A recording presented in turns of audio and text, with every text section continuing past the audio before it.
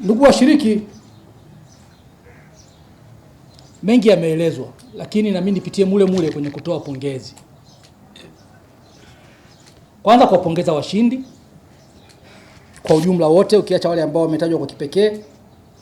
Lakini hatuwezi kuwa na washindi hawa kama hakuna nguvu ya wazazi na walimu.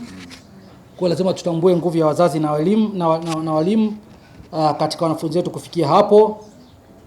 Lakini mratibu wetu kama asingeweka nguvu tusingeyapata haya. Kwa lazima tupe pongezi kwake. Sababu safari hii ni safari muhimu sana, kwa maana tukienda kwenye safari ya elimu. Wanasema siku hizi dunia imebadilika.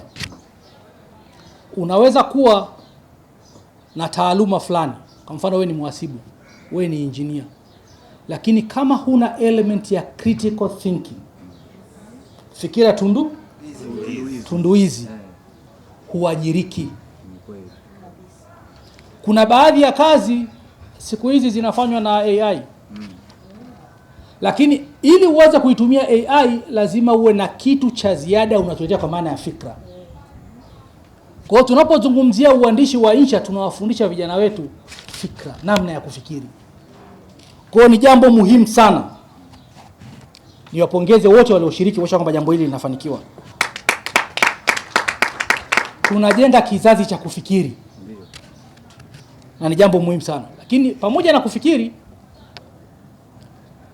tunazungumzia East African Community, tunazungumzia SADC, tunazungumzia nchi yetu. Maana yake tunazungumzia eneo la kujenga umoja, lakini na kujenga uzalendo. Kupitia insha hizi ni sehemu mwafaka ya kuweza kuimarisha umoja wetu, lakini na vile vile kuweza kuleta uzalendo. Nyinyi ni mashuhuda, tunakwenda kwenye uchaguzi, unaona watu wanavyozungumza, lakini tunakosa uzalendo. Mtu wa elimu aliyoipata haimpi athari ya kujua umuhimu wa nchi yake, umuhimu wa community yake. Kwa matokeo yake tunakuwa ni jamii ambayo badala ya kujenga tunakuwa ni jamii ya kuhamasisha, kubomoa kwenye jamii yetu. Nimefarijika sana kusikia Tanzania kama Tanzania tuna nafasi ya 4 kwenye SADC, lakini kwenye East African Community. Kwa maana yake kama alivyosema commissioner, tunaweza kushindana kwenye East African Community. Ukienda kuangalia jumuiya nyingi ikiwemo ya SADC, ikiwemo ya East African Community, huko nyuma hukuti wa Tanzania kwenye jumuiya zile. Utakuta wafanyakazi ni wa Rwanda, wa Kenya, and so on and so forth. Kwa nini? Tulikuwa tunakosa element ya kujiamini. Ndio changamoto yetu kubwa. Ukimpa makaratasi akijifungia ndani ataandika kweli kweli Mtanzania, lakini muweke hapo aanze kujiexpress ilikuwa ni changamoto. Kwa hiyo kupitia matukio kama haya tunajenga wanafunzi wetu sio tu kuwa na fikra tunduizi, lakini vile vile na level ya kujiamini. Kwa hiyo tunapata fursa ya vijana wetu kujiamini zaidi, na ni muhimu sana kwenye karne ambayo tunakwenda sasa hivi. Kwa kipekee ni kupongeze Holo Alice Kadala pamoja na Blandina Abamelesa. Wote tumshangilie. Hata vigelegele pia. Hata vigelegele viongozi anasema. Kina dada mpo? Yes. Wanafunzi hao kwanza wameheshimisha familia zao. Yaani mzazi wako akiwa hapa akisikia uliyofanya, maana yake anapata faraja. Umeiheshimisha shule yako. Umeheshimisha walimu wako, lakini umetuheshimisha kama nchi. Kwa sisi tunawashukuru sana, na tunawasihi vijana wengine wapite kwenye nyendo ambazo mmepita nyie.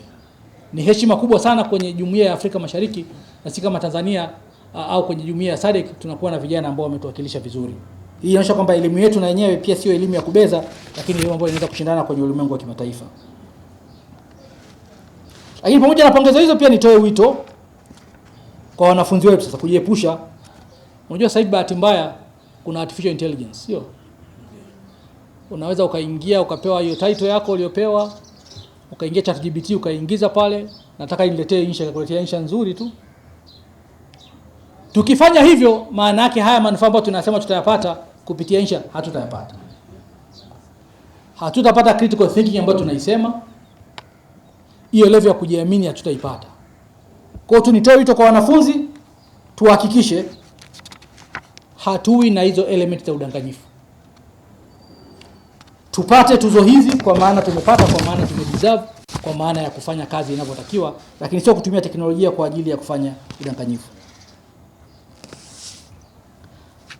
Lakini kwa Jumuiya ya Afrika Mashariki pamoja na SADC, sisi kama nchi tutaendelea kujicommit kushiriki kwenye jumuiya hizi, tukiamini kabisa kupitia fursa hizi tunajenga udadisi kwa vijana wetu, tunawajengea hali ya kujiamini na ubunifu, na ambayo ndiyo msingi mkubwa sana wa soko la ajira la sasa.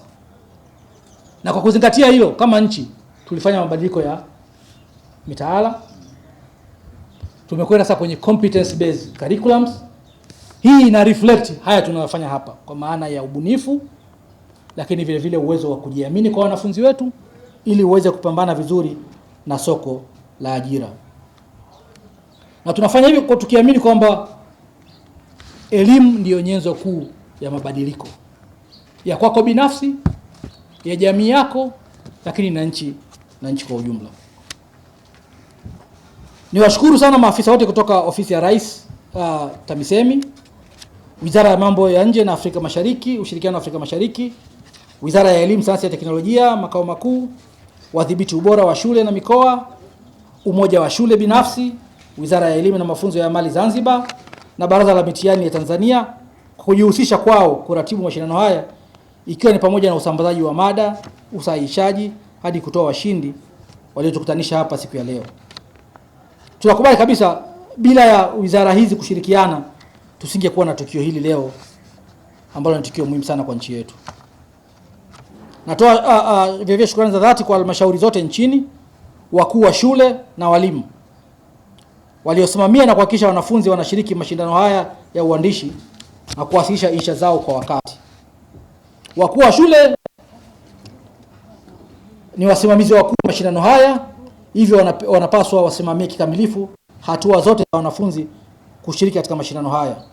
Hivyo natoa wito kwa wakuu wa shule na waratibu ndani ya shule kuwasaidia wanafunzi kufuata miongozo iliyowekwa na waandishi wa insha ili insha nzuri za wanafunzi zipatikane katika mashindano. Nilikuwa naongea na mratibu, ananiambia kuna wengine wanaandika insha nzuri sana lakini hawafuati miongozo na taratibu zilizowekwa. Kwa hiyo walimu tusaidiane ili zile insha nzuri za watoto zisipotee kwa sababu tu hakufuata taratibu. Tunataka insha zote nzuri ambazo za Tanzania wanafunzi wanaziandika basi zifike mwisho na kuweza kufanyiwa evaluation kwa ajili ya kupata zawadi. Kwa wanafunzi, mnapaswa kufahamu mmeheshimisha nchi zenu kama nilivyosema awali, familia zenu na jamii kwa ujumla. Kwa zawadi hizi zisiwe mwisho bali mwanzo wa safari yenu ya kielimu.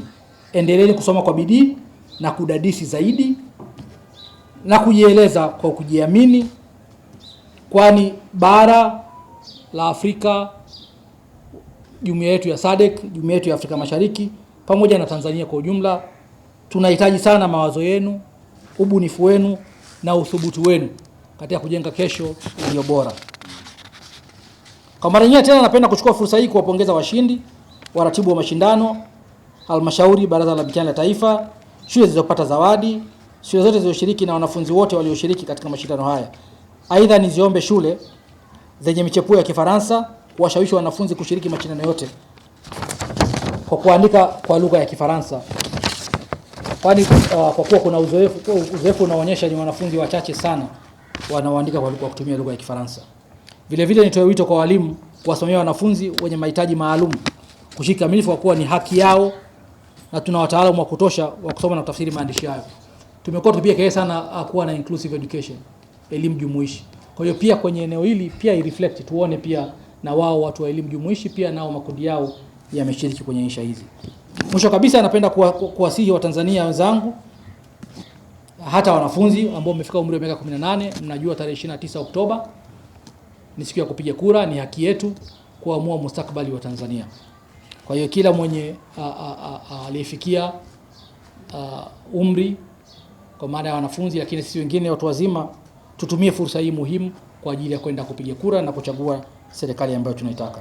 Baada ya kusema hiyo, Mungu ibariki Tanzania Mungu ibariki Afrika. Asanteni sana. Asante. Tumedhamiria tunaboresha elimu yetu.